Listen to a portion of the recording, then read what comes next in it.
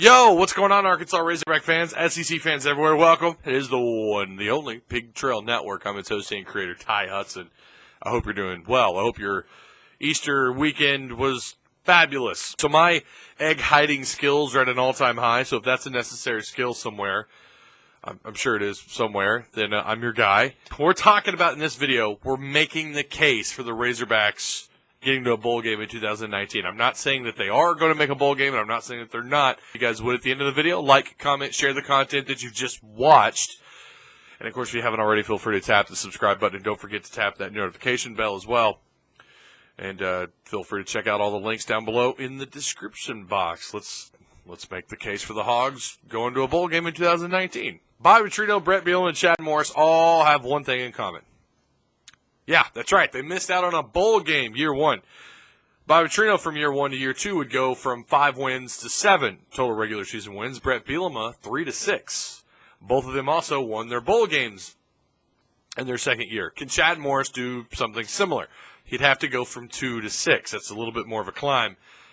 Yeah, I think it's possible. Again, I'm not saying that he will or that he won't, but I do think that it's entirely possible. Starting with the defense, I'll start there first. I really like the depth on the defensive line. And not just depth, but you feel like it's quality depth. That's a word I use a lot, and it's something you have to have.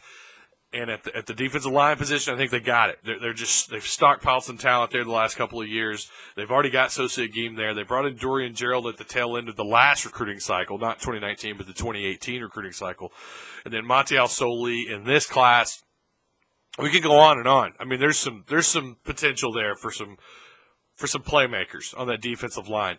Linebacker is the spot that I'm most concerned about. Scooter Harris on the surface is great. Below that, what do we know about Bumper Pool? He got experience last year when Dre Greenlaw got banged up. We saw Bumper Pool, and there was a noticeable difference from when Dre Greenlaw was on the field and Bumper Pool. But I don't think that's all on Bumper Pool. He's a freshman, and that's a very difficult position to break through at. Any position in the SEC is difficult to break through at, but for Bumper Pool to even make the field last year was pretty significant in that experience, that playing time. But I think he still needs some work. The secondary, you've got Curl, McClellan, I think 2 guys with a lot of experience. Curl is, everyone's bragged on him. I want to see him break through in 2019. I think he's certainly capable of it. Devin Bush, incoming freshman, I'm sure you're going to see a lot of him. You're going to see a lot of Fouché, I'm sure, this year. But I like the experience, and they've added a little bit of depth as well at the safety position, at the corner position. So there's depth on the defensive line, and there's depth at the corner. And then you have surface talent at the linebacker position with Scooter Harris. So I think the defense is going to be better, and if I'm going to make the debate, or if we're going to try to differentiate this year from last year, I'm going to tell you that experience and depth are 2 big things going right for the defense. They're going to have to add to the linebacker position in the 2020 recruiting class. If it were up to me, I'd add like 8 linebackers to that class. I really would. They need to stockpile talent there. So we'll have to wait and see for that. But, yeah, for 2019, if you're talking about defensively, where are they at, that's where I think they're at. Again, it's the depth and better talent on the defense. Two big pluses for the defense going into 2019. And you've got John Chavis as a defensive coordinator. You never count him out. And then on the offensive side of the ball, you've got C.J. O'Grady at the tight end spot, who I think is a next-level caliber tight end. I think he's absolutely special. He's a great check-down target for whoever is going to be the starting quarterback. And then you add Hudson Henry to that pool, and they've already kind of they've moved some guys in and out at that position. It's going to be interesting to see what happens there, but I think the tight end position, it's going to be even better. Another year of experience for C.J. O'Grady in this offense. And again, you've added some talent there.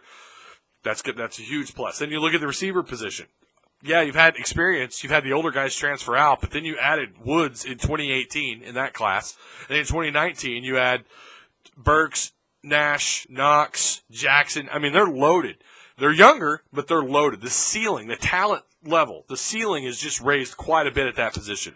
Running backs, you're going to have Rakeem Boyd, DeVaul Whaley, Chase Hayden, Amante Spivey, who came in that 2019 class. These guys all complement each other really well. They're not all the same running backs. You feel like the depth it's built at that position, and there's quality depth. Change of pace between Rakeem Boyd to DeVaul Whaley and vice versa. It's if these guys stay healthy, that was a big problem in 2018. If they prove a higher level of durability and they can stay healthy, Obviously, you need the offensive line to play better. That's a given. But if those things happen, the running back position is going to be a strength of that offense. And then I think the biggest reason why I think this team can make a bowl game in 2019 starts at the quarterback position. Cole Kelly was not an SEC-level quarterback. He had Ty Story, who I don't really know what he is, but he just didn't fit that offense. And both those guys were limited in their knowledge of the offense. Well, now you've either got Nick Starkel, who's a guy who's proven in SEC play, who's played Power 5 in SEC football, who's shown out in a bowl game before with a ton of yards, put up a lot of, had a lot of production as the starter, has a big arm, and he's a huge bonus to this offense. He wasn't here during the spring. That's what concerns me a little bit. So then that takes me to Hicks, to Ben Hicks. And I know that there's some questions there about his talent level, and I'm right there with you. But the guy, we've talked about this 100 times. We're going to mention it because I do think it's an added bonus to this football team. Ben Hicks alone is a big upgrade at the quarterback position compared to what they had. Again, he knows the system.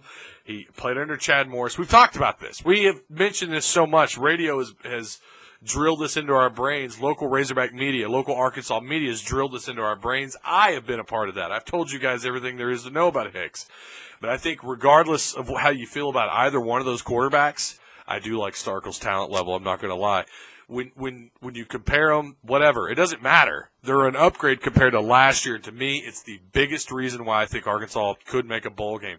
They're at least, I think, back in that conversation at the very least of making a bowl game in 2019. Let your voice be heard down below in the comments section, right?